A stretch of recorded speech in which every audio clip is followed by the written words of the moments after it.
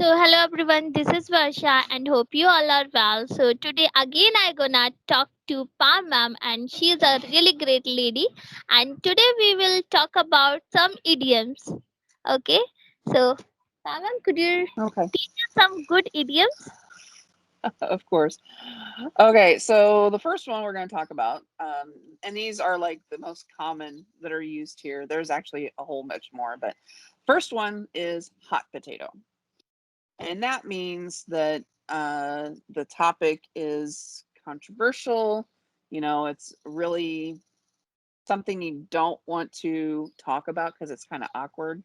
So, an example would be like bullying in school is such a hot potato, meaning nobody wants to talk about it. It's really kind of awkward. Um, and that's just basically what hot potato means is something you don't want to touch. So whether it's physically or, when you're talking about it, you don't want to do that. The next one is piece of cake. Hmm. It means it's easy. Yeah, I know. So yeah, that one is probably the most well known. And basically, um, let me see. So, how can we use that in a sentence? Um, when I went to take my driver's test, it was a piece of cake. Oh So, wow. yeah, yeah. Okay. So, here's another one, a bed of roses. Means it's an easy option or it's an easy way of doing something. Uh, Taking care of my younger sister is a bed of roses. Meaning it's really easy to take care of your younger sister. Um, let's see. Raining cats and dogs Hmm. means that it's raining very heavily. So, like Yeah. in India during monsoon season, you can say, "Boy, it's raining cats and dogs outside right now," because it's just pouring down rain. Hmm. Here's another one: when pigs fly, which means something that will probably never happen. Um, so the example they give is William will keep quiet only when pigs fly, meaning he will continue to talk until he sees a pig fly by. It means it's something that will probably never happen because pigs don't fly. Hmm. Um, Big Here's story. one. Yeah. Another one is devil's advocate. So that means someone who is present and counters the argument. So here, the example they give is, hey, sorry, I'm sitting outside. There's lots of insects here. Says, hey, Jack, you're always playing devil's advocate. Give it a rest and mind your own business. So basically, in that sentence, Jack is putting his nose. Oh, there's another idiom. He's putting Yes, his nose where it doesn't belong. yes, So absolutely. he's yeah. So he's getting into something that he just needs to stay out of. Uh, Miss the boat means you've missed your chance. Peter wanted to enter the drawing competition, but he missed the boat by on the deadline. So basically, yeah. So he was too late to enter. Okay, miss the boat. Yeah, missed the boat. Yeah. Okay. Next one you've probably heard a lot, apple of eye. So, Mhm. apple of eye means something that's very precious to you. So, my son's dog is the apple of his eye. So he only has eyes for his dog. He cares for his dog very, very much. Um, Here's one. I'm not sure if you've heard this one. Zip your lip means Yeah. to be Mhm. quiet. Yeah, basically, Yeah. yeah. It's like I don't want to hear another sound out of you. Just zip your lip. If you're talking to your child sometimes and they're talking back, zip it. You know. Um, let's see. I don't know if you've heard this one. Second wind. No, I didn't, Pam. Okay, well that one means like a burst of energy. So it says the example they give. Come on, let's have that shovel again. I'm getting a second wind. So basically, second wind means that you kind of rested a little bit, you've got more energy back, and you're ready to go again. So Okay. so yeah, so that one, now that's nearly not an idiom. I don't know why that one's on there. Well, actually, I guess you could. So here's one, and at first I was like, "Is this really an idiom?" But it actually is, called on board, and On. it's meaning, yeah, on board, and it means being physically on a plane, ship, vehicle, train, or rocket. But I would also say that it means that you're wanting someone to have the same thoughts as you. You want them on board. Okay. So they say, let's get Phoebe on board for the Madison project. So they have a project and they want her on the same page as they are. That's another idiom. They want her on board with them. They don't want her to the other team or anything. Um, dog's life. And Dog life. miserable and it actually means miserable and unpleasant life. Mark's been leading a dog's life since he was fired from the job. So it means that when he got fired, basically he's having the worst life ever. Now, I don't know that I would say having a dog's life is horrible because dogs actually lead a pretty decent life, you know. Yes. They're man's best friend, you know, they live with their people, and they're so happy when they get back that they're all tail wagging. Actually, when they wag their tail, sometimes their whole butt wags, you know, and and they're barking like when my son gets back, he will just bark and be wagging his tail and everything. He'll be so happy to see my son. Let's see, bullseye literally means center of the target, but it also means that you, and here's another idiom, hit the nail on the head. So Okay. basically, you got it correct. You're spot on. That's another. See, when you asked me about idioms initially, it's like, all right, I can't think of any. Now I'm like coming up What? with them as I'm talking. So basically, a bullseye, means you're wanting to target. You're targeting something, so you want to hit that. My bullseye is my quota for the month. That's what I want to achieve. Um, put the cards on the table. That one means being open and honest. You're going to lay everything out because in a game of poker, when you put your cards on the table, you're showing your hand. So you're showing how open you are. And it says when John met up with Jane on their first date, he laid his cards on the table for Jane to know what he wanted. So basically, when they met, he was upfront with her, told her specifically what he wanted. So he was a very open. He put these cards on the table. Okay. Um, Here's one. Go down like a lead balloon. I don't know if you've ever heard that one. Down.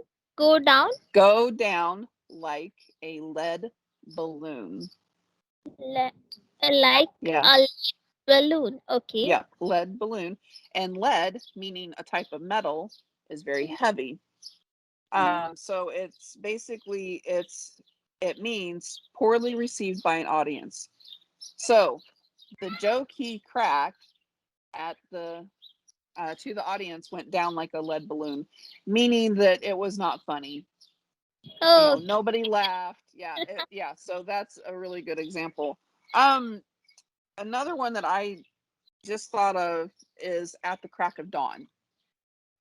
So that basically means you're up really early, right when the sun is up. So here's a sentence for that one. I'm going to be up at the crack of dawn to start my trip, meaning I'm planning to get up like really early to get on the road. I don't want to Oh, be late. Yeah. So so so could you describe a good book about idioms, which like I will buy, and other people they want to like talk about some idioms, so they could buy some. there probably are some good books. Basically I would do a search, like if you purchase things from Amazon, just type in idioms, in the search, and it will pull up books about idioms. There's probably really some really good ones out there. I don't know if there's any apps for that. Mm-hmm. I would need to check and see if there's any apps for idioms.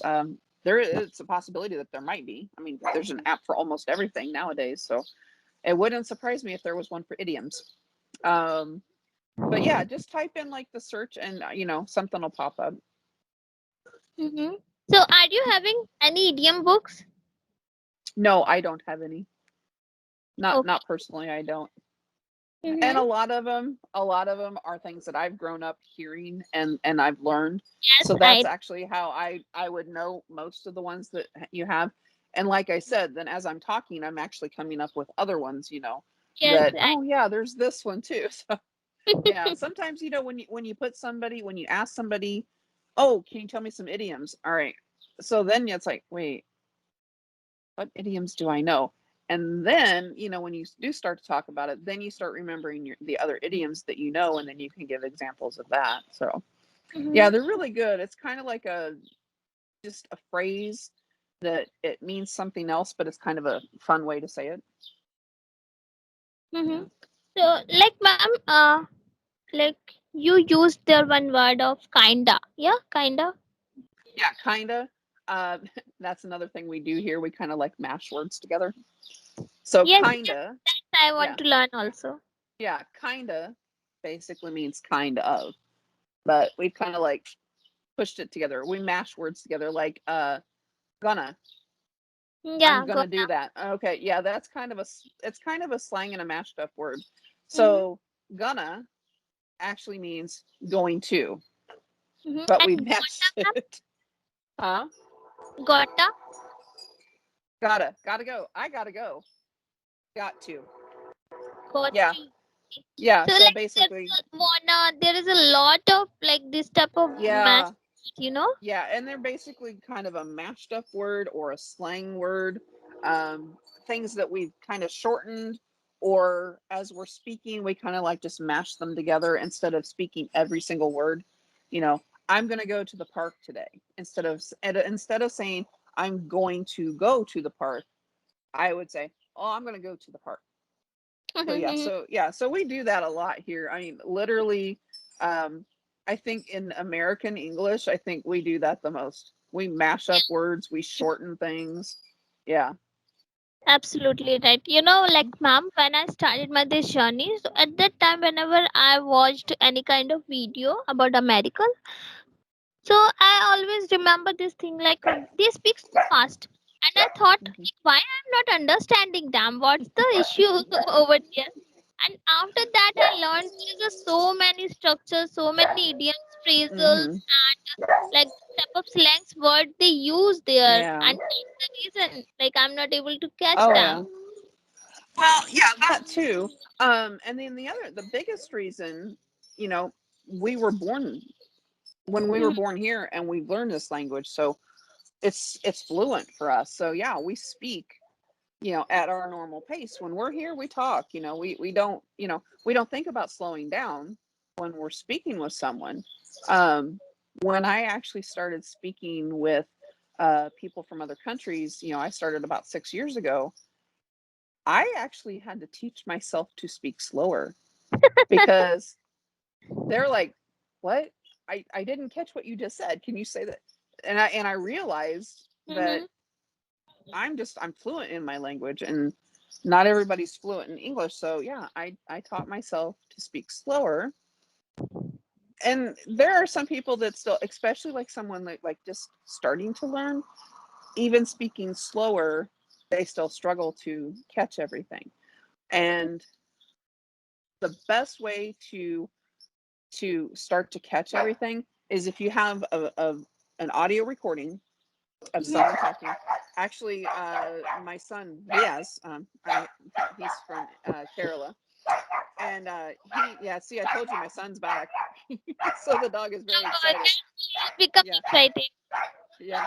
So he actually, we spent time in Dubai together, 4 days, and every time we talked, he would record our discussion, and then he would listen to those over and over again And he actually, even though we don't talk very often, he can still understand me the best because he's listened to my recordings so many times.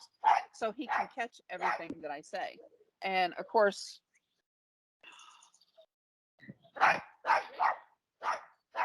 hi, my apologies. Are you there? I am so sorry. Between the dog barking and somebody just tried to call me. Uh, Yeah, okay, ma'am, no yeah. issue. So yeah. So anyway, I learned to speak slower, especially when I speak in Kerala at different training centers and schools, because most of them, um, you know, they are, learning English, so it's a little harder for them. And I think we